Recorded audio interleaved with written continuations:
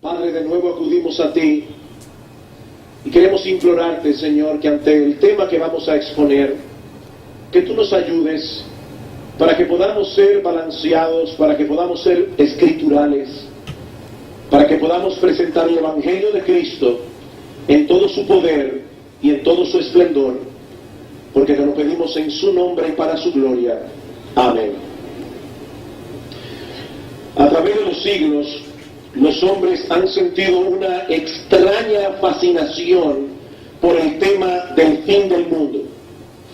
Y cada vez que nos acercamos a un nuevo milenio, cada vez que ocurren cosas inusuales, una gran guerra, una cadena de desastres naturales, el interés por este asunto se renueva. Y eso es precisamente una conjunción de factores distintos. Por un lado, nosotros tenemos el problema del calentamiento global. Muchos científicos nos advierten que en parte por causa del hombre, en parte por causas ambientales, el planeta Tierra se está calentando.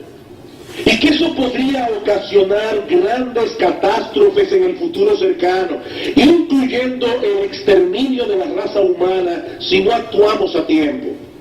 Para aumentar la preocupación, últimamente ha salido a relucir uno de los calendarios mayas, que supuestamente predice un cambio significativo en el mundo a partir del 21 de diciembre del año 2012. Una predicción que, según algunos, puede ser un anuncio profético sobre el fin del mundo.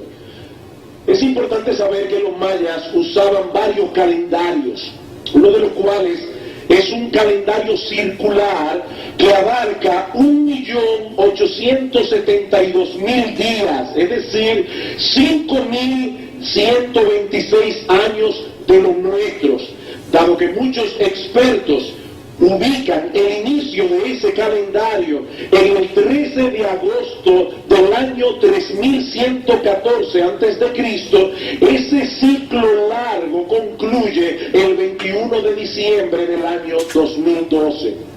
Ahora, si las fechas asignadas por los expertos son correctas, lo que indica el famoso calendario es que allí el contamillas, por decirlo de alguna manera, vuelve a ponerse en cero para reiniciar otro ciclo de días y años. Sin embargo, es tal el impacto que esto ha causado en la imaginación popular que ya Hollywood hizo una película dirigida por Roland Emmerich titulada precisamente 2012.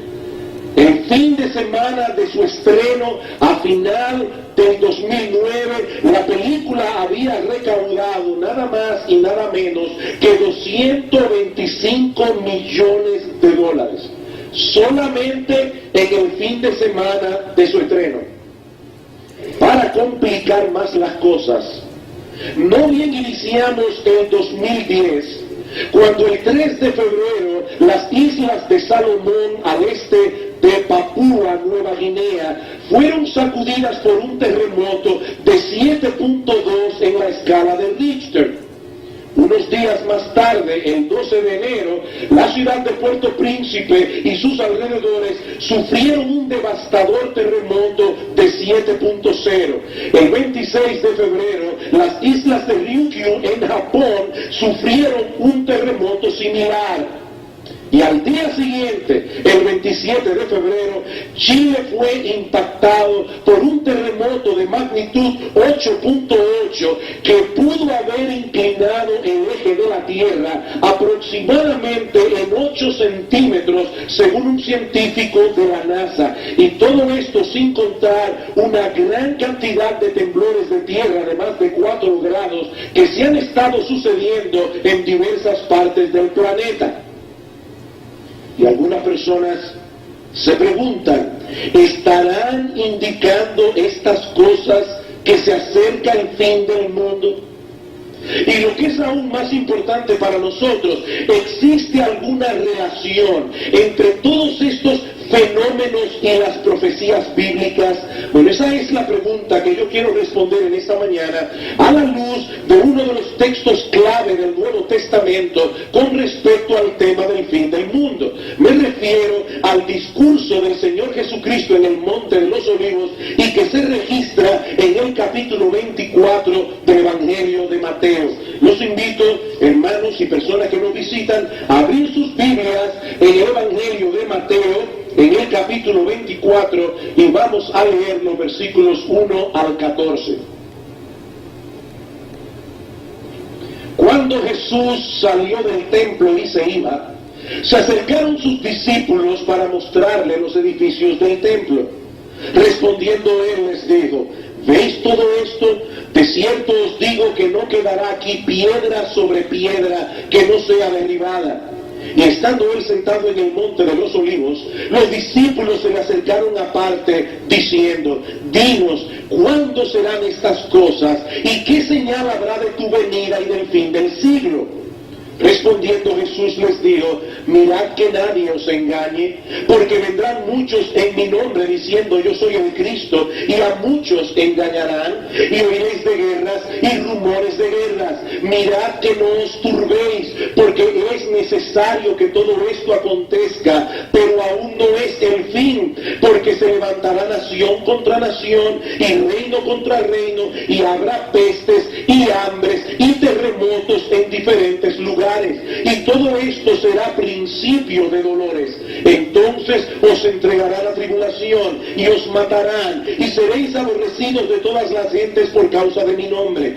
Muchos tropezarán entonces y se entregarán unos a otros, y unos a otros se aborrecerán. Y muchos falsos profetas se levantarán y engañarán a muchos. Y por haberse multiplicado la maldad, el amor de muchos se enfriará. Mas el que persevere hasta el fin, este será salvo, y será predicado este evangelio del reino en todo el mundo para testimonio a todas las naciones, y entonces vendrá el fin. Para nosotros poder entender la respuesta que Jesús le dio a sus discípulos aquel día, es de vital importancia que primero prestemos atención a la pregunta que ellos formularon. Si nosotros no entendemos la pregunta, es imposible que entendamos correctamente la respuesta. En este momento en que ocurrió este discurso del Señor, Jesús y sus discípulos se encontraban en el templo de Salomón durante la misma semana del arresto, juicio y crucifixión del Señor Jesucristo. Lo que quiere decir, hermanos, que providencialmente este discurso ocurrió en Semana Santa. Y no fue mi intención que coincidiera la fecha presente con la fecha del discurso, pero probablemente, casi seguramente, Jesús pronunció estas palabras el martes de la Semana Santa, unos días antes de su arresto y de su crucifixión. Jesús está consciente de que se está acercando el final de su ministerio. Y en todas las tragedias que vendrían sobre Israel por haberle rechazado, a pesar de que era el Mesías tantas veces anunciado por los profetas del Antiguo Testamento. Y es eso lo que mueve al Señor a expresar esa nota de profundo pesar que nosotros encontramos al final del capítulo 23, Mateo 23, versículo 37, inmediatamente antes del discurso del Monte de los Olivos. Jerusalén, Jerusalén, que matas a los profetas y apedreas a los que te son enviados. ¿Cuántas veces quise juntar a tus hijos, como la gallina junta sus polluelos debajo de las alas, y no quisiste? He aquí vuestra casa os es dejada desierta, porque os digo que desde ahora no me veréis hasta que digáis: bendito el que viene en nombre del Señor. Jesús está profundamente conmovido, porque Él sabe que los días de Israel como nación estaban contados. He aquí vuestra casa os es dejada desierta, dice el Señor. Y él no se refiere específicamente al templo de Salomón, sino a toda la ciudad de Jerusalén como la capital y centro religioso de la nación. Pero es indudable que el templo está incluido en esta profecía, y eso es precisamente lo que inquieta a los discípulos del Señor. Capítulo 24, versículo 1. Cuando Jesús salió del templo y se iba, habiendo pronunciado estas palabras de juicio, se acercaron sus discípulos para mostrarle los edificios del templo. Como si ellos le quisieran decir al Señor: ¿estás afirmando que este edificio tan fantástico, tan majestuoso, será completamente destruido? El Señor le responde, versículo 2: ¿veis todo esto? De cierto os digo que no quedará aquí piedra sobre piedra que no sea derribada. En otras palabras, eso es exactamente lo que yo estoy diciendo. Este majestuoso templo sufrirá tal destrucción que allí no quedará una piedra sobre otra. Si ustedes quisieran tener una idea del impacto que estas palabras produjeron en los discípulos, imagínense a un hombre que el 10 de septiembre del año 2001 le anuncia a un grupo de personas en la ciudad de Nueva York que al día siguiente, en pocos minutos, las torres gemelas serían totalmente destruidas. Ese templo de Salomón era en realidad una réplica del original, reconstruido por el rey Herodes, quien había decidido superar en todo sentido la gloria de aquel templo que había construido Salomón unos siglos antes, en una obra arquitectónica de tal magnitud que sus trabajos duraron 40 años. Y cuando estuvo terminado, no había edificio sagrado en todo el mundo que pudiera compararse con ese templo de Herodes. Sin embargo, tal como predijo Jesús en el año 70, el hijo del emperador Vespasiano, Tito, invadió Jerusalén y el templo fue completamente destruido, de tal manera que allí no quedó una piedra sobre otra. Escuchen lo que dice un historiador acerca de este evento.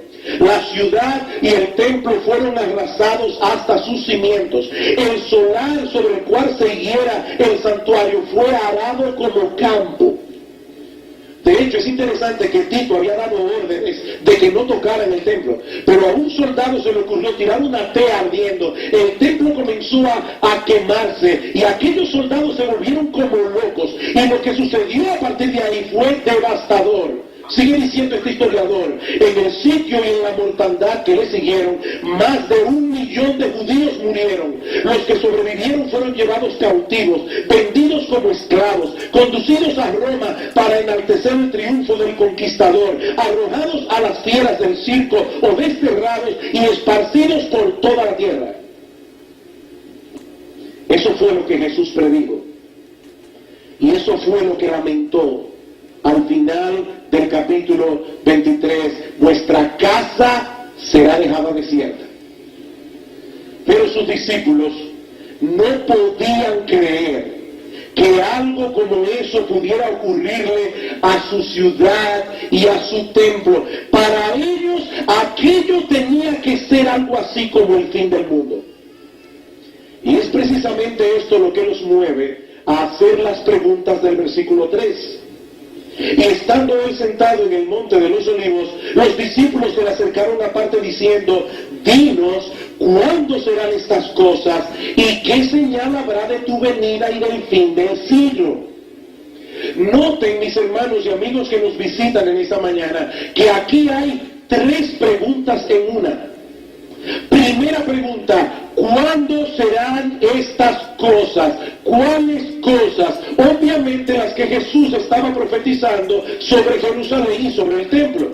En segundo lugar, ellos conectan ahora la destrucción del templo con la venida de Cristo y el fin del mundo. Segunda pregunta, ¿qué señal habrá de tu venida?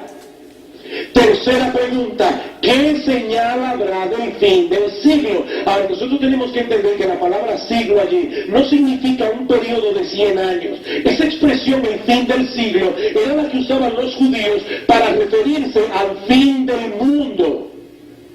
Tal parece que en la mente de los discípulos la destrucción de Jerusalén, la destrucción del templo, no podía significar otra cosa que el hecho de que el mundo estaba llegando a su fin. Pero Cristo quiere hacerles ver ahora que la destrucción de Jerusalén, la destrucción del templo, no habría de ocurrir inmediatamente antes de su segunda venida y el fin del mundo. Muchas cosas tenían que suceder entre el primer evento y los otros dos. De paso, esa es una de las razones por las que muchas personas se confunden cuando leen el discurso del Monte de los Olivos. Ellos no toman en cuenta que Jesús está hablando de 3 eventos al mismo tiempo, separados por muchos años uno de otro, y que ya uno de esos eventos profetizados se cumplió. Cuando Cristo dice en el versículo 15, cuando veáis la abominación desoladora sentada en el santuario, se está refiriendo a esa profanación que Tito hizo del templo de Jerusalén en el año 70. Esa profecía ya se cumplió, pero Cristo sigue hablando de cosas que van a ocurrir en el tiempo de su venida y en el fin del mundo. Pero lo que el Señor quiere hacerle ver a sus discípulos es que el fin del mundo no estaba a la vuelta de la esquina, que habían algunas señales que las personas suelen asociar con el fin del mundo, que en realidad no aseveraban que el mundo estaba a punto de terminar. Por eso alguien le llama a estas señales, señales que no son señales. Y es increíble cómo en el día de hoy tantas personas, aún personas que leen las Escrituras, escuchan hablar de guerras, escuchan hablar de terremotos y dicen el mundo se está acabando. Eso es precisamente lo que Cristo le dijo a los discípulos que no iba a suceder. El Señor más bien está corrigiendo ese concepto equivocado en la mente de los discípulos. Noten una vez más el versículo 4. Respondiendo Jesús les dijo, mirad que nadie os engañe, porque vendrán muchos en mi nombre diciendo, yo soy el Cristo, y a muchos engañarán, y oiréis de guerras y rumores de guerras. Mirad que no os turbéis, porque es necesario que todo esto acontezca, pero aún no es el fin. Versículo 7, porque se levantará nación contra nación y reino contra reino, y habrá pestes y hambres y terremotos en diferentes lugares, pero todo esto será principio de dolores. No es el fin, dice Cristo, es el principio. Principio de dolores. Queridos hermanos y amigos que nos visitan en esta mañana, es evidente que el Señor está tratando de corregir la percepción equivocada que mucha gente tiene de que las catástrofes anuncian que el fin del mundo está a la vuelta de la esquina. Lo que Él está diciendo a sus discípulos es que ellos no debían dejarse confundir por esas cosas. Vendrían falsos cristos, vendrían falsos profetas, como de hecho los ha habido a lo largo de toda la historia. Y muchos serán y seguirán siendo engañados. Y oiréis de guerras y rumores de guerras, pero no se perturben por eso, dice el Señor, porque todavía no es el fin.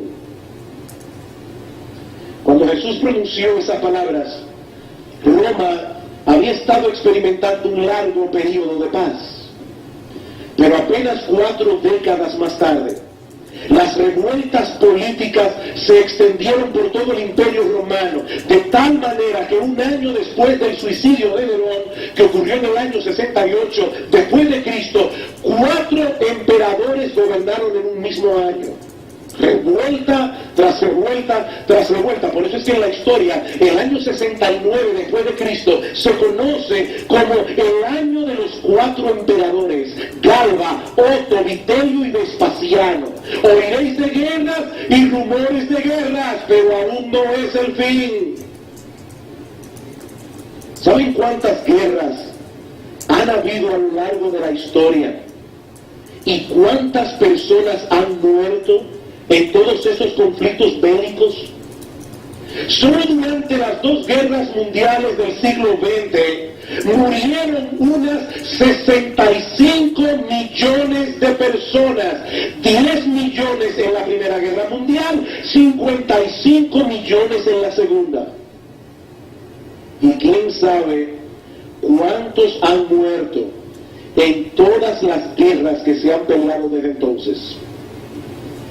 Mis hermanos, amigos que nos visitan en esta mañana, esa ha sido y seguirá siendo la historia de este mundo dañado por causa del pecado hasta que nuestro Señor Jesucristo regrese en gloria.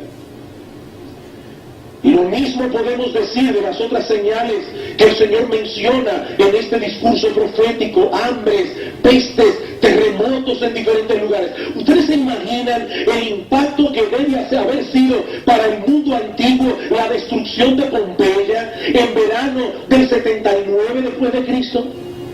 Pompeya era la París de aquellos días. Pompeya era una de las ciudades más importantes del Imperio Romano. Mucha gente rica y mucha gente de la nobleza romana tenía sus villas allí. Un dato curioso, para que nosotros veamos que no hay nada nuevo debajo del sol, es que cuando el Vesubio hizo erupción, estaban próximas las elecciones. Por lo que muchos de los candidatos se habían dedicado a reparar los templos y los edificios públicos para ganarse el voto popular. Pero en pocas horas, la ciudad completa quedó sepultada en un espeso manto de lava volcánica. Y yo me imagino que aquello tiene que haber parecido a los ojos de muchos el fin del mundo.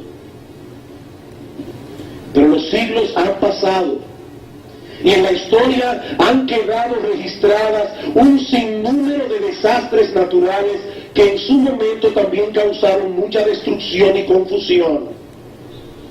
Nos espanta, y con razón, cuando estos fenómenos suceden uno detrás de otros, pero no podemos pensar por eso que está llegando el fin del mundo. Yo no sé cuántos de ustedes han oído acerca de los 2 grandes terremotos que ocurrieron en Chile en el año 1960. Son probablemente los 2 terremotos más famosos de la historia moderna. El 21 de mayo de 1960, un fuerte terremoto de 7.7 en la escala de Richter sacudió a la ciudad de Valdivia temprano en la mañana. Y cuando el resto de Chile se estaba organizando para ayudar y socorrer a los damnificados, al día siguiente, a las 2:55 de la tarde, el 22 de mayo, Chile fue sacudida otra vez por un terremoto de 9.5 que duró 10 minutos. Imagínense eso. 9.5. El cataclismo produjo una devastación de 400.000 kilómetros cuadrados, sin contar los maremotos que se produjeron después, uno de los cuales azotó la isla de Hilo en el archipiélago de Hawái a 10.000 kilómetros de distancia. Habrá pestes y hambres y terremotos en diferentes lugares, y todo esto será principio de dolores, dice el Señor. Marcan el principio, dice Cristo, pero no necesariamente son señales de que el mundo está llegando a su fin. De hecho, escuchen lo que sigue diciendo el Señor en el versículo 9. Entonces os entregarán a tribulación y os matarán, y seréis aborrecidos de todas las gentes por causa de mi nombre. Ese texto literalmente dice: seréis aborrecidos por todas las naciones. Obviamente el Señor está implicando aquí que antes de que llegara el fin, sus discípulos, su iglesia, habría de esparcirse por el mundo entero. y en el mundo entero serían aborrecidos por causa de su nombre. Versículo 10, muchos tropezarán entonces y se entregarán unos a otros y unos a otros se aborrecerán y muchos profetas falsos se levantarán y engañarán a muchos y por haberse multiplicado la maldad el amor de muchos se enfriará, mas el que persevera hasta el fin, este será salvo y será predicado este evangelio del reino en todo el mundo para testimonio a todas las naciones y entonces vendrá el fin. Entonces vendrá el fin. Eso no quiere decir que cada miembro de cada una de las naciones de la tierra debe escuchar el Evangelio antes de que Cristo vuelva. Eso no es lo que el Señor está diciendo, pero sí significa que el mensaje del Evangelio debía ser esparcido a través del globo terráqueo, debía alcanzar los distintos grupos étnicos del planeta y entonces llegaría el fin. Y eso que aquí en Mateo 24 es una predicción, en Mateo 28 es una comisión. Mateo capítulo 28, versículo 18. Antes de ascender a los cielos, dice la Escritura, Jesús se acercó a los discípulos y les habló diciendo, toda potestad me es dada en el cielo y en la tierra. Por tanto, id y haced discípulos a todas las naciones, bautizándolos en el nombre del Padre, y del Hijo, y del Espíritu Santo, enseñándoles que guarden todas las cosas que os he mandado. Y ahora escuchen, he aquí yo estoy con vosotros todos los días hasta el fin del mundo. Hasta el fin del mundo. Como dice el comentarista Hendrickson, se puede considerar como cosa cierta que la proclamación global del Evangelio no iba a ser un asunto de unas pocas semanas, meses o años, sino que abarcaría un periodo mucho más extenso de tiempo, muchos siglos. Así que en vez de enseñar a los discípulos que ellos debían estar atentos a esas señales, porque ellas indicaban que estaba a punto de llegar al fin del mundo, lo que Cristo les está diciendo más bien es que esas cosas iban a ocurrir en todas las épocas de la historia. Y por lo tanto, no nos sirven de nada para establecer cuántos años de vida le queda a este planeta. Nadie sabe cuándo van a ocurrir esas cosas. Versículo 36. De Mateo 24, pero del día y la hora nadie sabe, ni aun los ángeles de los cielos, sino solo mi Padre. Algunas personas son tan tercas, tan obstinadas y tan adictas a ponerle fecha de caducación al planeta Tierra, que nos dicen, bueno, el Señor dice allí que nadie sabe ni el día ni la hora, pero se puede averiguar el año y el mes. Evidentemente, lo que Cristo está diciendo aquí, no se pongan a especular. El día y la hora de la venida de Cristo y del fin del mundo, nadie lo sabe. Nadie lo sabe, sino mi Padre que está en los cielos. Versículo 37, mas como en los días de Noé, así será la venida del Hijo del Hombre. ¿Cómo eran los días de Noé?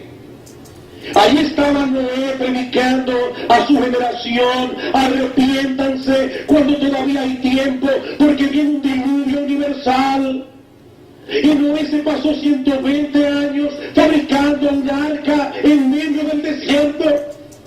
Instaba a las personas, entren al arca cuando todavía hay tiempo, y las personas se burlaban de Noé.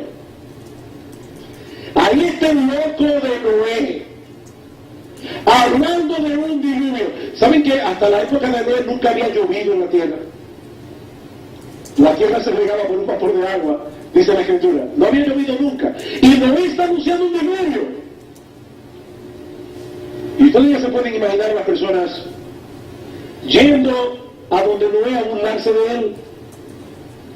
Noé, ¿cuánto tiempo falta para que caiga el primer chaparrón? Y Noé tranquilo, construyendo su arca. La gente está viendo otra cosa. Dice Cristo, así será cuando venga el Hijo del Hombre. Nadie lo va a estar esperando. La gente va a estar en otra cosa, sigue diciendo Cristo, porque como en los días del diluvio estaban comiendo y bebiéndose, comiendo y bebiendo, casándose y dando en casamiento, hasta el día en que no entró en el arca, y no entendieron hasta que vino el diluvio y se lo llevó a todos, así será también la venida del Hijo del Hombre. Entonces estarán dos en el campo, el uno será tomado y el otro será dejado. Dos mujeres estarán moliendo en un molino, la una será tomada y la otra será dejada. Velad pues, porque no sabéis a qué hora ha de venir vuestro Señor. ¿No lo sabéis?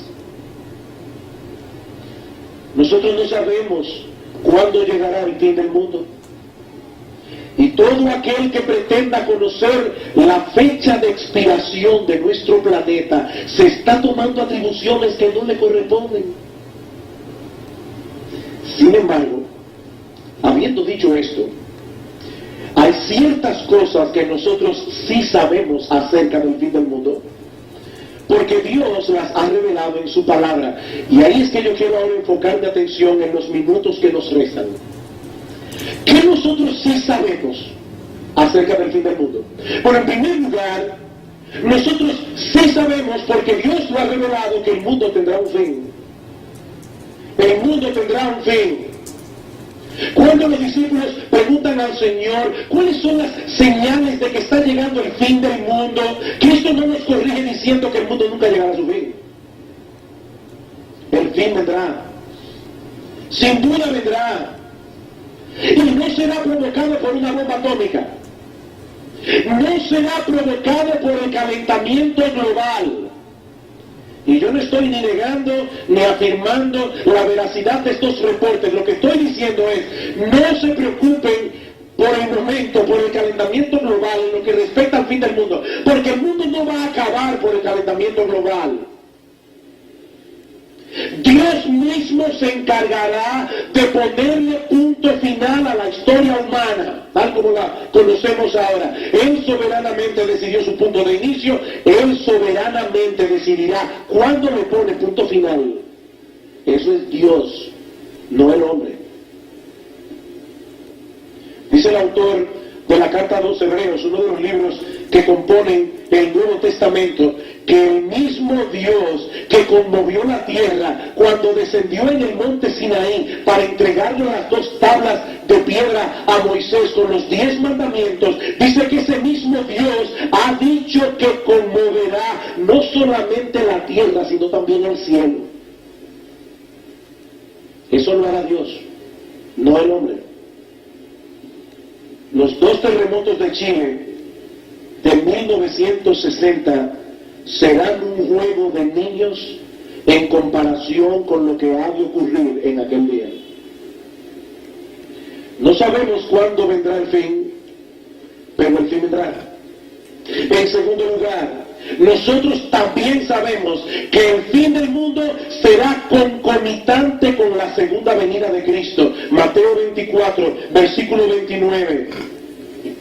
E inmediatamente después de la tribulación de aquellos días, la Biblia profetiza que antes de la venida del Señor se desatará una fuerte persecución contra la iglesia de Cristo, y dice inmediatamente después de la tribulación de aquellos días, que no sabemos cuánto durará, el sol se oscurecerá, la luna no dará su resplandor, las estrellas caerán del cielo, la potencia de los cielos serán conmovidas, y entonces aparecerá la señal del Hijo del Hombre en el cielo, y entonces lamentarán todas las tribus de la tierra y verán al Hijo del Hombre viniendo sobre las nubes del cielo con poder y gran gloria.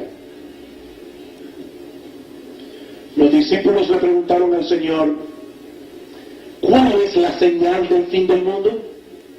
Cristo les dice, no son las guerras, no son las pestes, no son las hambrunas, no son los terremotos. ¿Saben cuál es la señal? La segunda venida en gloria de nuestro Señor Jesucristo, la cual será visible en el mundo entero y que será acompañada de eventos extraordinarios.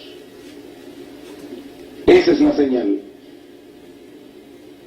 Nosotros no sabemos cómo debemos interpretar cada uno de esos detalles que aparecen en el versículo 29. Dice Hendrickson mientras este panorama profético no se haya hecho historia, probablemente no sepamos cuánto de esta descripción ha de ser tomado en forma literal y cuánto en forma figurada. Pero ¿saben una cosa? No hay duda de que el Señor está describiendo un cataclismo universal que antecede a la creación de cielos nuevos y tierra nueva, como se profetiza en otro pasaje de las Escrituras. Y pueden estar seguros de algo. Personas que están aquí en esta mañana, escúchenme con atención. Ustedes pueden estar absolutamente seguros de algo. Así como se han cumplido al pie de la letra cientos de profecías contenidas en la Biblia, nosotros podemos estar completamente seguros de que todas las profecías concernientes al fin del mundo se cumplirán también. Dios no miente. Dios no advierte de juego.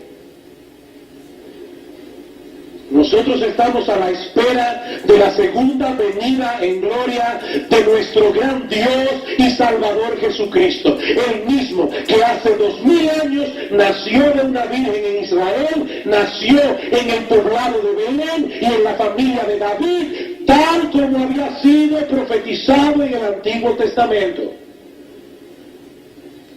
Ese mismo Jesús que por 3 años y medio ministró en medio de su pueblo, ese mismo Jesús que luego fue a la cruz a pagar nuestra deuda con la justicia divina, ese mismo Jesús que al tercer día se levantó de los muertos, cuyo mensaje de salvación ha sido y está siendo proclamado a través de todo el globo terráqueo, para la salvación de miles de millones de todo pueblo, lengua y nación. Ese mismo Jesús volverá en gloria otra vez.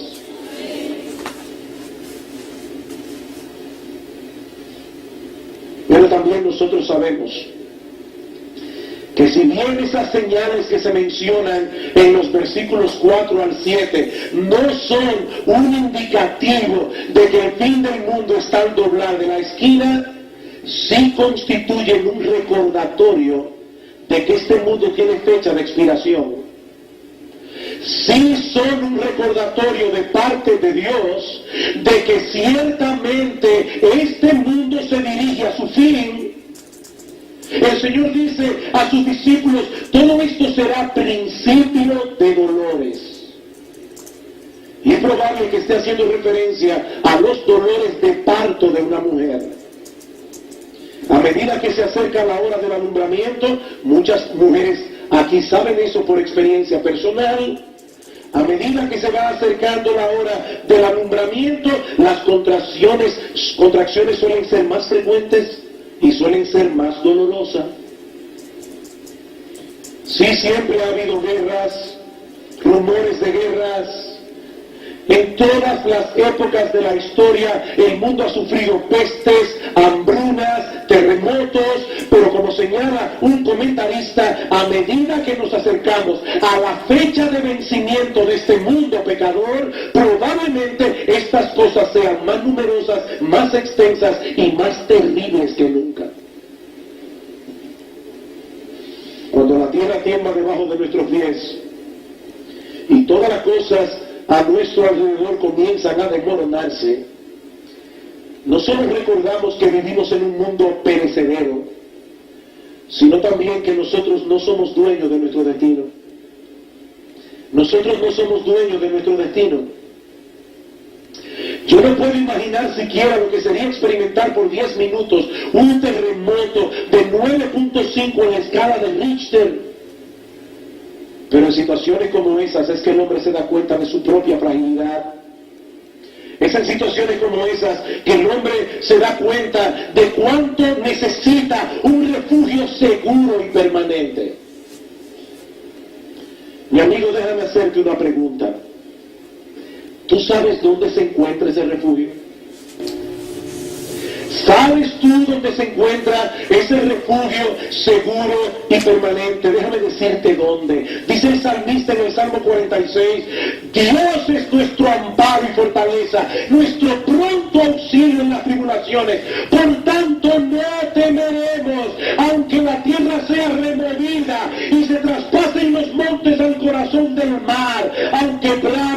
turben sus aguas y tiemblen los montes a causa de su braveza, no temeremos. Dios es nuestro amparo, Dios es nuestro refugio, Dios es nuestra fortaleza.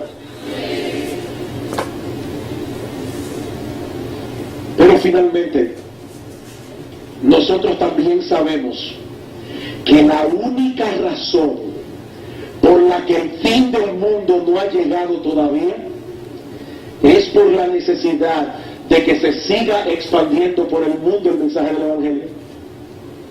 Es la única razón. La única razón. Y será predicado este Evangelio del Reino en todo el mundo para testimonio a todas las naciones, y entonces vendrá el fin. No antes, entonces vendrá el fin. Nosotros no sabemos en qué momento esta señal se habrá cumplido completamente. Pero este texto sí nos da una idea de la enorme importancia que tiene para Dios la proclamación del Evangelio. Irónicamente, es por causa de ese mensaje que el mundo desprecia. Es por causa de ese mensaje que el mundo considera como una estupidez, que el mundo todavía te envíe. Increíble. Por ese mensaje que el hombre pisotea, ese mensaje del cual el hombre se burla, es la única razón por la que este mundo no ha sido destruido todavía.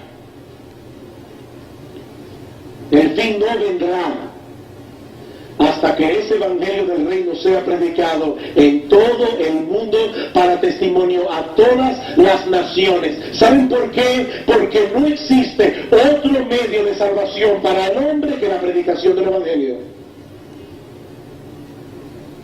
¿Conoces tú, mi amigo, el contenido de ese mensaje al que Dios le da tanta importancia?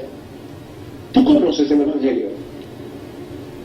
Permíteme resumírtelo en pocas palabras. El Evangelio es la buena noticia de que Dios ofrece gratuitamente al hombre, gratuito, el perdón de todos sus pecados, un indulto absoluto y total, juntamente con el don de la vida eterna, únicamente por confiar en Jesucristo y en la obra de salvación que Él llevó a cabo en la cruz del Calvario. Eso es todo. No es más complicado de ahí. Por eso es que nosotros decimos que el Evangelio es una palabra griega que significa buena noticia. El Evangelio es una buena noticia que comienza con una mala. Y si nosotros no conocemos la mala noticia que sirve de punto de partida para el Evangelio, de ninguna manera podemos entender cuán extraordinaria es la salvación que el Evangelio oferta. De nada serviría tratar de convencer a un hombre para que se someta a un tratamiento sumamente efectivo de quimioterapia si no lo convencemos primero de que tiene cáncer. ¿Para qué me voy a someter a un tratamiento de quimioterapia si yo no estoy enfermo? Cristo dijo en cierta ocasión: los sanos no tienen necesidad de médicos sino los enfermos. Yo no he venido a llamar a justos, sino a pecadores al arrepentimiento. Mi amigo, esa es la mala noticia que sirve de punto de partida al Evangelio. Somos pecadores. En incontables ocasiones hemos violado la ley moral de Dios. Mi amigo, esa mentirita blanca que para ti es algo tan inocente, dile que yo no estoy aquí. Esa mentirita blanca que para ti es algo tan trivial, es una violación de la ley moral de Dios. ¿Sabes lo que dice la Biblia, mi amigo? Que si algún hombre mira a una mujer que no es su esposa para codiciarla, ya adulteró con ella en su corazón. Si yo preguntara en esta mañana cuántos asesinos hay aquí, probablemente nadie levantaría la mano, a menos que conociera lo que la Biblia enseña. Porque sabes, mi amigo, lo que la Biblia enseña, que si alguno se enoja pecaminosamente contra su hermano, que si alguno le da riendas sueltas a ese enojo a través de palabras hirientes, a través de palabras denigrantes, ya uno es culpable de homicidio delante de Dios. ¿Cuántos homicidas están sentados aquí? Mi amigo, somos pecadores. Tú puedes ser una persona muy decente. Tú puedes ser una persona muy moral a los ojos de la sociedad. Pero ¿sabes lo que tú eres a los ojos de Dios? Un pecador que merece la condenación del infierno. Dice la Biblia que Dios miró sobre la tierra y no vio un solo hombre que hiciera lo bueno. Romanos capítulo 3, versículo 12. No hay, dice la Biblia, ni siquiera uno. Y siendo Dios infinito en justicia, Él no puede aceptar en su presencia pecadores culpables, a menos que alguien pague por nuestros pecados muriendo en nuestro lugar. La Biblia dice, la paga del pecado es la muerte. Alguien tiene que morir en nuestro lugar. Alguien tiene que satisfacer las demandas de la justicia de Dios. Pero no puede ser cualquiera. Ese alguien tiene que ser un ser perfecto en santidad. Tiene que ser alguien que él mismo no tenga deudas delante de la justicia de Dios. Pero no solo eso, ese alguien debe ser una persona de valor infinito, porque él va a pagar delante de Dios una deuda infinita. ¿Sabes, mi amigo, cuál es el gran problema de la salvación? Que en todo el universo hay un solo ser que tiene esas dos características, y es Dios mismo. Y Dios no puede morir porque es Dios. Pero gloria al Señor, ahí viene la gran noticia del Evangelio. Dios se hizo hombre.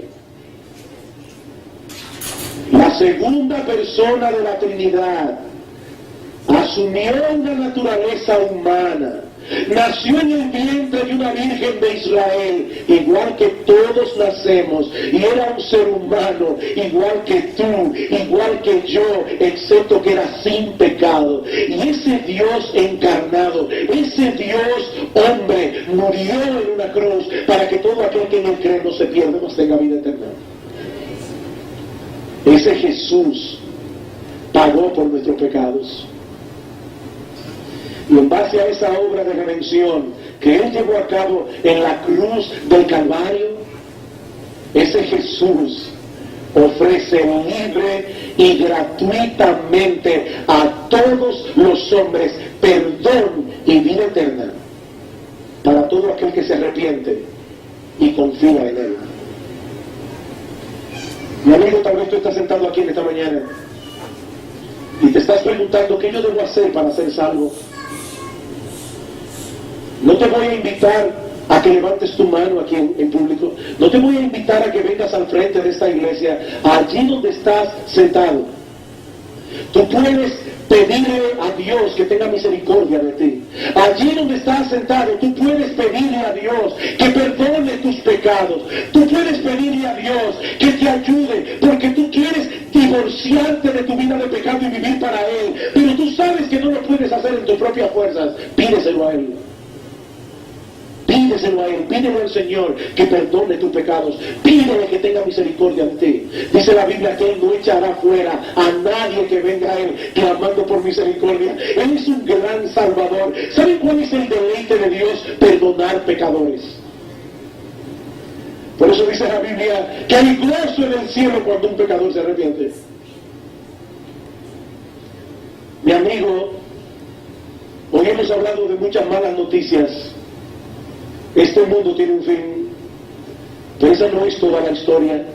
El Señor ha prometido crear cielos nuevos y tierra nueva donde mora la justicia. Si tú quieres ser partícipe de eso, mi amigo, ven a Cristo. Ven a Cristo, pídele a Él que perdone tus pecados, pídele a Él que tenga misericordia de ti, pídele a Él que transforme tu corazón, pídele a Él que te ayude a vivir para Él. Él es un poderoso Salvador y Él puede salvarte a ti en esta misma hora, como ha salvado a cientos de hombres y mujeres que se encuentran en este lugar esta mañana. Mi amigo, la puerta de la salvación está abierta todavía para ti. No desprecies la invitación de Dios, porque mañana puede ser muy tarde. Vamos a orar.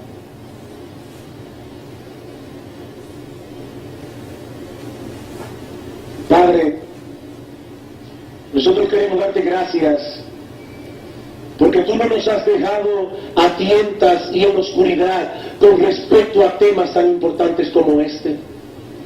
Pero Señor, nosotros queremos suplicarte a ti que este mensaje no provoque angustia y turbación primariamente por el tema del fin del mundo. Señor, nosotros le estamos pidiendo a ti que este mensaje cause angustia y turbación en aquellos que todavía no se han reconciliado contigo.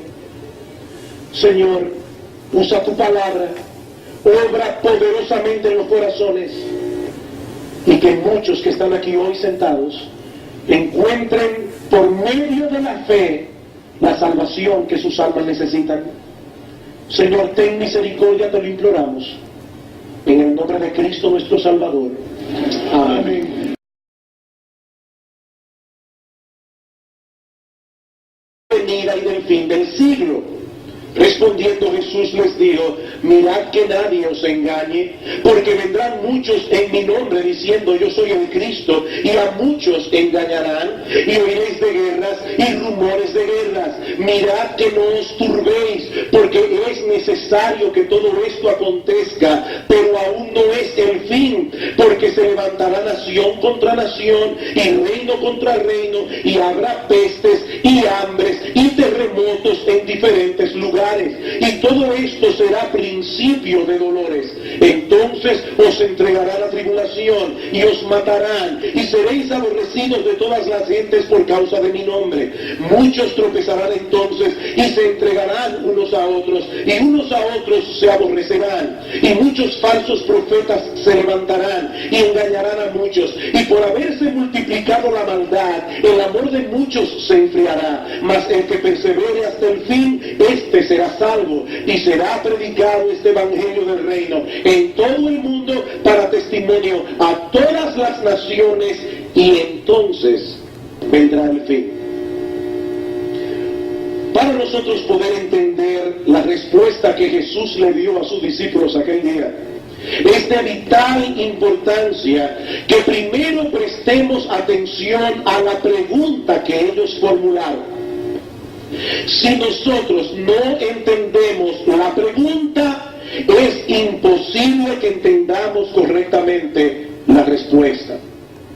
En este momento en que ocurrió este discurso del Señor, Jesús y sus discípulos se encontraban en el templo de Salomón durante la misma semana del arresto, juicio y crucifixión del Señor Jesucristo. Lo que quiere decir, hermanos, que providencialmente este discurso ocurrió en febrero. Las islas de Ryukyu en Japón sufrieron un terremoto similar. Y al día siguiente, el 27 de febrero, Chile fue impactado por un terremoto de magnitud 8.8 que pudo haber inclinado el eje de la Tierra aproximadamente en 8 centímetros, según un científico de la NASA. Y todo esto sin contar una gran cantidad de temblores de tierra de más de 4 grados que se han estado sucediendo en diversas partes del planeta. Y algunas personas se preguntan, ¿estarán indicando estas cosas que se acerca el fin del mundo? Y lo que es aún más importante para nosotros, ¿existe alguna relación entre todos estos fenómenos y las profecías bíblicas? Bueno, esa es la pregunta que yo quiero responder en esta mañana a la luz de uno de los textos clave del Nuevo Testamento con respecto al tema del fin del mundo. Me refiero al discurso del Señor Jesucristo en el Monte de los Olivos y que se registra en el capítulo 24 del Evangelio de Mateo. Los invito, hermanos y personas que nos visitan, a abrir sus Biblias en el Evangelio de Mateo, en el capítulo 24, y vamos a leer los versículos 1 al 14. Cuando Jesús salió del templo y se iba, se acercaron sus discípulos para mostrarle los edificios del templo. Respondiendo él les dijo: ¿veis todo esto? De cierto os digo que no quedará aquí piedra sobre piedra que no sea derribada.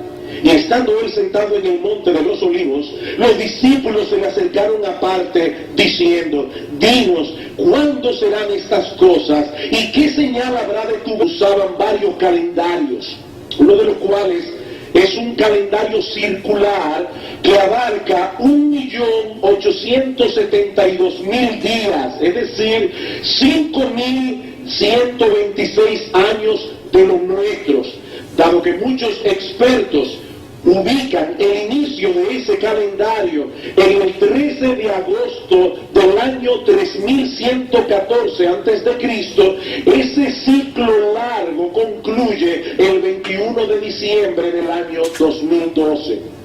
Ahora, si las fechas asignadas por los expertos son correctas, lo que indica el famoso calendario es que allí el contamillas, por decirlo de alguna manera, vuelve a ponerse en cero para reiniciar otro ciclo de días y años. Sin embargo, es tal el impacto que esto ha causado en la imaginación popular que ya Hollywood hizo una película dirigida por Roland Emmerich titulada precisamente 2012. El fin de semana de su estreno, a final del 2009, la película había recaudado nada más y nada menos que 225 millones de dólares. Solamente en el fin de semana de su estreno. Para complicar más las cosas, no bien iniciamos el 2010, cuando el 3 de febrero las islas de Salomón al este de Papúa Nueva Guinea fueron sacudidas por un terremoto de 7.2 en la escala de Richter. Unos días más tarde, el 12 de enero, la ciudad de Puerto Príncipe y sus alrededores sufrieron un devastador terremoto de 7.0. El 26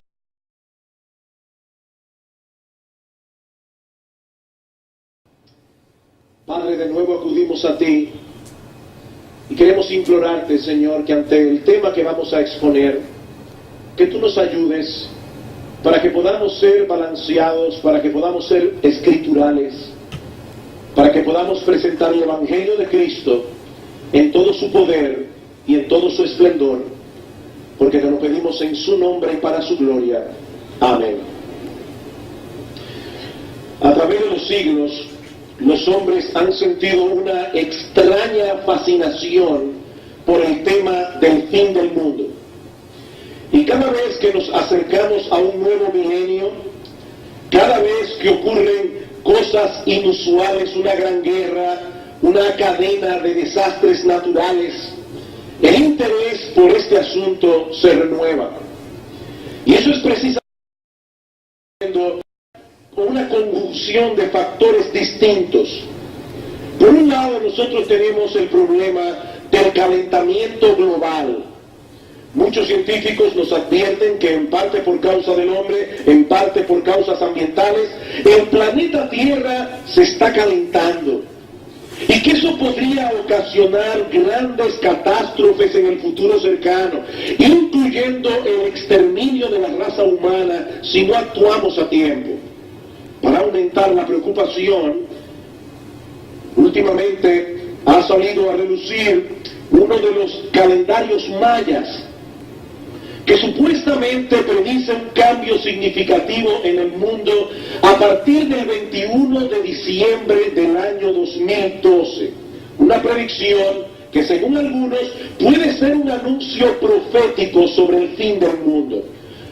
Es importante saber que los mayas, Semana Santa, y no fue mi intención que coincidiera la fecha presente con la fecha del discurso, pero probablemente, casi seguramente, Jesús pronunció estas palabras el martes de la Semana Santa, unos días antes de su arresto y de su crucifixión.